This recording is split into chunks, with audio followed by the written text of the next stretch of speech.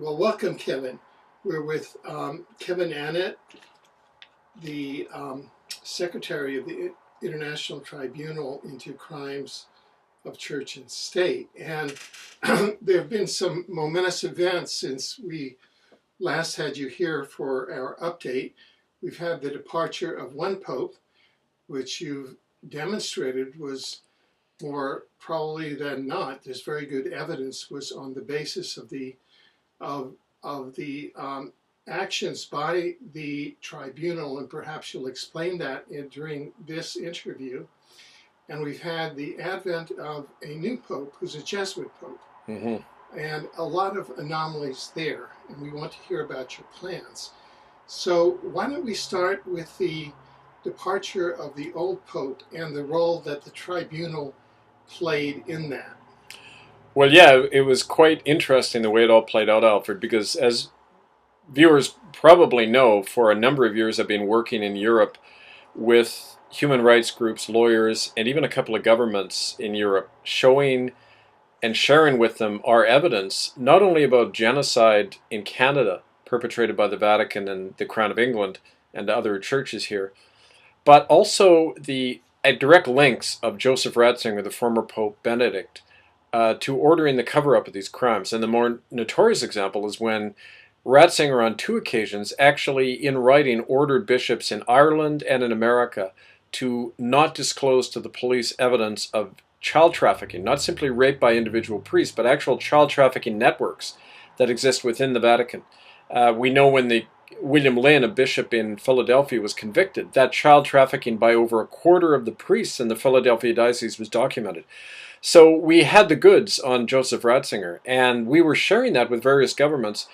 Over the last few months, we've established a common law court case online, which people can view at itccs.org. And on January 30th, we concluded the case, the presentation of the evidence showing these crimes of genocide by church and state. The verdict actually came in February 25th, and very soon after that, one of the governments in Europe that we've been working with sent a diplomatic note to Cardinal Bertoni's office, the Secretary of State's office in the Vatican, claiming that they were planning to issue an arrest warrant on the basis of a court case that they had entered based on our evidence and other material showing that the Pope was implicated in these crimes. Well, within 6 days of them receiving that note, Ratzinger resigned. And it was directly because of that. We know that because recently, just within the last 3 days, members of our network in Italy have actually delivered the verdict of the court and the citizen's arrest warrant issued against 30 of these defendants. And when they delivered it to the Swiss Guards and to the Vatican Secretary of State's office just 2 days ago in Rome, they were told by a very irate bureaucrat in the Vatican that, well, you've already done this to one pope. Are you going to try this on Francis I as well? So they themselves are acknowledging that they know very well it was because of that evidence that we brought out. And as for the latest pope, I mean, it was very interesting, not only because he's the first Jesuit in papal history to occupy the throne, if you like, but his own history is so tainted. I mean, he was an advisor to the Argentine military dictator Jorge Videla in the 1970s during the Dirty War that claimed the lives of over 30,000 Argentinians.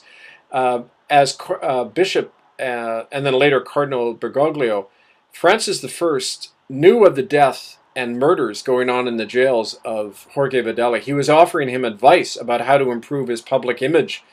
And he even knew that several of his own priests who were involved with the poor in the slums of Buenos Aires had been captured, tortured, and were on the verge of being executed by the Argentine junta. He turned a blind eye and basically said, do whatever you want to these left-wing priests. Now, I mean, that, and as well as the fact that he was implicated directly in the kidnapping of the children of political prisoners and then trafficking them through the Catholic Church networks, as happened in Spain and many other countries. All of this shows that this man is directly implicated in crimes against humanity. So a similar arrest warrant was issued for Pope Francis I by our court on March 12th. And so, you know, these are standing arrest warrants that are good for a year, and there have been numerous attempts to enforce these arrest warrants already, including in Canada. Right, right. So now these events have happened so rapidly. So what are your plans now that you have sort of this the Ratzinger Pope going, and now the Vatican bringing forth Pope Francis the first Latin American Pope from Argentina. He has this history with the dirty war. He's now putting forth this image as the humble Jesus-like Pope. That is, he's forsaken the papal throne. He's not living in the palace. He's washing the feet of the juvenile kind of halfway house people. He's called for a poor church. Is this an act? Is this kind of a Jesuit Jedi move or what? Yeah, it's damage control. You know, it's like what any corporation does. They bring in the new guy, they do the spin operation, hoping that people's 3-minute memory will kick in. They're playing on the Oscar Romero image of the humble Latin American bishop. That's one of the reasons they put him in, for the public relations image. If he's sincere about turning the Vatican into the Church of the Poor, then I'm sure the first thing he'll do is sever ties with the mafia, disclose the real operations of the Vatican Bank, give away the property and the wealth, literally, of the church. But the point is, it's too late for any of that. The common law order against the church is that their property is forfeited already and is to be opened as public space. You see, when an organization like the Vatican commits so many heinous crimes and is found guilty under common law or under any court verdict, their property can be seized legally as reparations for the millions of people killed and harmed by the Roman Catholic Church. That's in the process of happening. There are already church occupations. I was just speaking to Stimas, who's a Squamish elder here in Vancouver, who's in the process of seeking a lien on all Catholic Church property on his territory. So, as happened in 2008, another Squamish elder, Capilano, issued a similar eviction order on the Catholic, Anglican, and United Churches in Vancouver. Stimas is going ahead and seeking that lien. So it doesn't really matter what kind of PR spin or what kind of gimmicks Pope Francis I does. Their property and wealth is already forfeited, and any citizen can legally claim that, especially the survivors of these horrible crimes, child trafficking, murder. You know, when you look at any example like the Magdalen laundries in Ireland, where children were worked to death, literally, with a full knowledge of the Vatican, and those mass graves there are being covered up the same way they are in Canada. I mean, gestures don't make any difference to any of that. So I think, you know, this will be proven in practice over the next few years. Now that we're, I just might say that today is Good Friday, which is a high holy day in the Christian faith. What are your plans? What are the plans of the tribunal now going into 2013? You've got various defendants. You've got the Vatican, the Pope, you've got the Queen, and in fact, there was a former advisor to the Queen who just this past week called for her to step down. Yes. And I believe also that it was on the day, just within hours of Buckingham Palace being served with a warrant, that the Queen, quote, got her flu. Is that correct? That's it happened the day before. Oh, the day before. Several of our members in London went to Buckingham Palace. Now, this followed after the court verdict, the common law court verdict, that found her guilty on both counts of committing crimes against humanity when eyewitnesses saw her abduct 7 boys and 3 girls from the Kamloops Indian Residential School in British Columbia in October 1964. Government records confirm she was in the country at that time. And so on that count of personal involvement in the disappearance of those children, and the general fact that she's head of state, head of the Church of England, which helped set up these Indian boarding school death camps, where 50,000 children died. On both counts, she's liable. And it was interesting. She decided not to leave the country, like she was going to. On March 6th, she was supposed to be in Rome for some reason, and she canceled that under this bogus reason of having the flu. And for the government to even suggest the monarch step down for health reasons, that's kind of a euphemism on their part that they're getting rid of her. And again, it's because the head of state is liable personally for crimes. Now, if you look up in the Criminal Code of Canada, it says that the Crown can be held liable for tort offenses committed within Canada.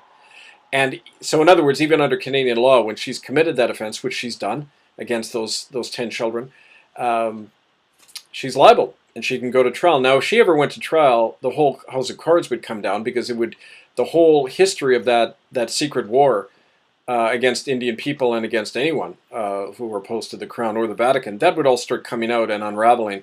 So, yeah, they would get rid of her the way they get rid of Pope Benedict.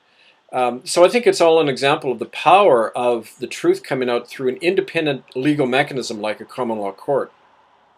Now, the third major defendant in the tribunal's actions, of course, was the government of Canada, headed up by the Prime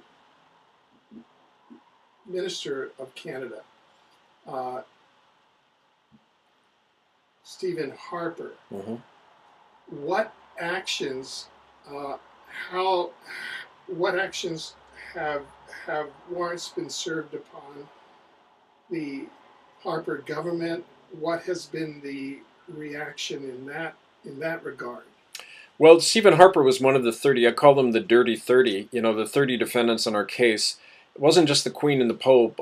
Stephen Harper, the head of the Royal Canadian Mounted Police, the heads of the United Church, the Catholic and the Anglican Church in Canada, and lower church officials. All of them were found guilty, and it's an open-ended arrest warrant, good for a year, until March 5th, 2014. And not only can they be detained, but all of their property, again, like I said, is forfeited. They have lost their authority. Now, when the head of state and the acting prime minister are declared criminals under common law, it means that there really isn't a legal bona fide system operating in the country right now. We are legally and politically without rulers. Because if you say these people have legitimate authority, you're saying convicted criminals are at the helm of the state. So it makes everybody have to step back and ask themselves, well, what are we going to do now in that void? Obviously, we have to fall back on the right of citizens to protect themselves. The agents of the Crown are acting without authority now. And so it's an opportunity for people in Canada and around the world to say, what kind of authority do we want to operate under? How are we going to hold these churches and governments accountable for real crimes, genocide, the disappearance of all these children? It's significant, too, that the Truth and Reconciliation Commission that the government and churches set up to whitewash their crime, those officials were named as well as defendants in this action. So Murray Sinclair, John Malloy, the various TRC officials, they're liable for arrest as well, because they're involved in an active obstruction of justice. They're not allowing eyewitnesses to talk. They're covering up the scenes of crime. These mass graves that we've documented at 28 spots across Canada. So really the question now is, what are citizens in Canada and elsewhere going to do with these arrest warrants? How are they going to act to make sure not only these crimes stopped, but we get to the heart of what really is still going on, these crimes continuing? Right. So how do you see now that the warrants having been served, what do you see as the action steps in 2013 with regard to the Vatican and the Pope, with regard to the British Crown, and with regard to the Prime Minister and Government of Canada? Well, all along when people have tried this in the past, and a good example is when Splitting the Sky tried to perform an individual arrest of George Bush when he was in Alberta. When people try that on their own, we see what happens. What we need to do is we need a middle wheel between the big wheel of the state we're confronting and ourselves and our conscience. What that middle wheel is the existing police authorities. And what we are doing, and this has worked before, and I've been there when it's worked, we are attempting to deputize the existing police forces, saying under common law you have a duty to defend our right to peacefully assemble and protect our communities against proven child rapists and criminals in office. And we've done that before. As a matter of fact, the best example is when we occupied the main Catholic cathedral in downtown Vancouver in the spring of 2007, actions which led directly to Stephen Harper's apology for the residential school crimes. When the police showed up, we said exactly that. Under the authority of the Squamish chiefs, we said, we're asking you to protect our right to peacefully assemble within this church. We're not disrupting anything. We're peacefully assembling. The police consulted among themselves and withdrew. They didn't intervene in the situation. They didn't stop us from occupying that church because they knew we were on solid ground. We're doing the same thing. We've issued a notice to all of the police in these countries, the United States, Canada, England, and Italy, where these 30 people all live. And we said, we need you to act to defend our rights and to enforce these arrest warrants. Now, if you don't do that, we will appoint our own common law peace officers to do that. So in effect, what we're doing is we're challenging the power structure directly, either with the help of the existing authorities or with our own. And so really it's a long process. It doesn't happen overnight, but we've broken the ice, we've given an example, and now it depends on whether people are going to act on that example. Now you had mentioned right after the first Pope stepped down that you might be considering going on a speaking tour. Is that something that's still on? Or? It is actually. First week in April, I'm going down to the United States. I'm going to speak in New York, and there's in fact a United Nations conference on genocide where I'll be presenting all of the evidence on the crimes of genocide in Canada. And early in May, I'm going from America over to Europe. I'll be in Europe for all of May and June, visiting 9 countries and helping these groups take action on the arrest warrants and also put together upcoming cases in the dock of the common law court. For example, there's a case in the works where we're looking at the ties between big pharmaceutical companies and the Vatican and their history of using children in orphanages and Catholic institutions as involuntary test subjects in drug testing programs, that kind of thing. So we'll be setting all that up, helping lead actions, and in fact going right to Rome again to help coordinate a lot of this. It's also encouraging because the people in Paris have set up a new international blog site with all of our material and videos translated now into 9 different languages. You know, Portuguese, Spanish, Italian, French, German, Polish, Hungarian. I mean, they're going all out in getting this into European languages.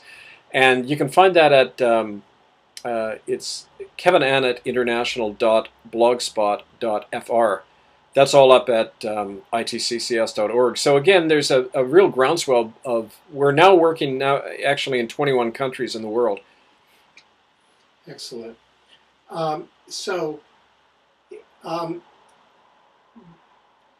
can people watching this and their friends support the efforts of this, of the tribunal and this wave of citizen justice that is starting to spread across the planet?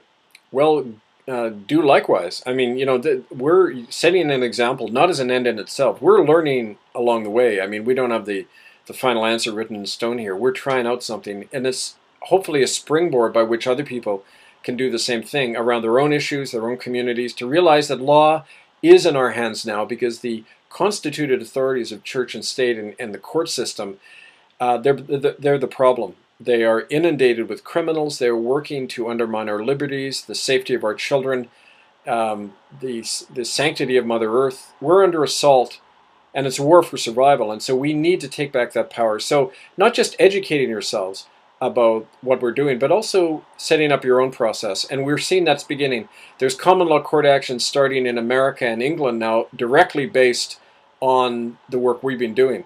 And we expect those kinds of things to grow. So I would say to people, go to itccs.org. our television network now, itccs.tv, and also, of course, the genocide in Canada is documented at hiddennolonger.com.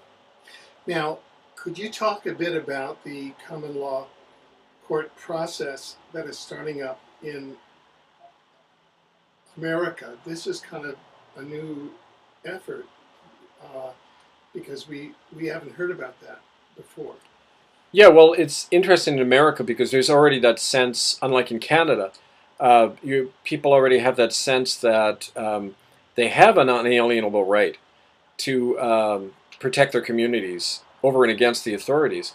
We are in touch with a number of sheriffs' coalitions in California and Texas, sheriffs who've taken an oath to protect the rights of the citizens if the government brings in their homeland security measures that are attacking the constitutional rights of Americans. There's the Oath Keepers, active serving soldiers and policemen who are taking a similar oath to protect the citizens against the government if need be. And what's interesting, what's come out of that whole movement is this common law court effort. There's especially a group in the southern states, in Texas and I believe North Carolina, where they've already established common law courts, and like we saw in England, they're actually annulling decisions of courts that are being declared unconstitutional by the citizens. So this is, like I say, developing. I'm still learning about a lot of this. How it's a different way they're going about it in America, but that's good. I mean, it's like in nature. The more diversity you get on this, the greater a chance of survival. So we need to keep learning from each other. But the important thing is to keep doing it and keep doing it vocally and publicly. I know that a lot of the work we've already done is going to be an example for people. Yeah. Now, if people, especially in America or in England, want to get in contact with you to perhaps talk about the common law courts of justice, how can they do that? Well, you can write to me, hidden from history 1, like the number 1, hidden from history 1 at gmail.com. And after first week in April, I'll be on the road a lot, so that's the main way to reach me. But it's also through ITCCS Central. ITCCS Central at gmail.com is the main email site of the headquarters in Brussels of the tribunal. And I'll be spending a lot of my time in Europe, so especially groups that are based there, connected there, very important to be in touch with them because there's really too much now to describe. I mean, there's, to give you just a brief example, there was a Catholic bishop in New York State, actually, who decided to try to get the American bishops, and he's facing a prison term now for doing this. He actually went into a church in Albany, New York last week and began to speak to the parishioners there about the crimes of the Vatican and how American Catholics should consider disaffiliating from Rome. The Irish bishops are just having the same discussions. And this is phenomenal. This means that we're into another Reformation. There's going to be a split within the Church of Rome. And for doing that, he was accused of disrupting a church service. They've got him now under an arrest warrant. He doesn't want the details brought out yet until he can consult a lawyer. But this is an American bishop who's doing that. And it's an example of the wave of change that's starting all over. And so it's a very exciting time. And I want to really urge people to strike now while the iron's hot, because when that kind of division is happening within the Catholic hierarchy, you know that there's real changes underfoot and real discontent. Excellent. Are there any final thoughts that you'd like to leave with our viewers? Well, I would just remind people too, maybe you don't need a reminder, that could be obvious to a lot of you, but this is a real spiritual battle we're engaged in. It's not ultimately about the obvious. I think we're engaged with principalities and powers that have been enslaving humanity for many centuries. And we are now at a point of spiritually breaking free and mentally breaking free of this control we've been under. The church has been one of the main means of that control, and now its mask is completely slipping. And that's why we get so much pro-church propaganda in the corporate media now. They're desperately trying to hold on to the fact that the institution is crumbling before our eyes. With that crumbling, there's going to be a great release. and a great liberation going on in the spirit of humanity. And this is now the time to stand forth and to take courage and to act, because there's many spirits and forces that are on our side. And I learned that the first time I did an exorcism at the Vatican, and the tornado hit the city the next morning. That was definitely a sign that there's greater powers at work than we even realize. So I would just say to people, now's the time to take heart, stand in the truth, in love and in light, and we can't fail. Thank you. Well, thank you very much for this update, Kevin, and we hope that you will come back to us from time to time as events with the tribunal progress during this coming year. I sure will, Alfred. I'll keep you posted regularly. Thank you. Thank you.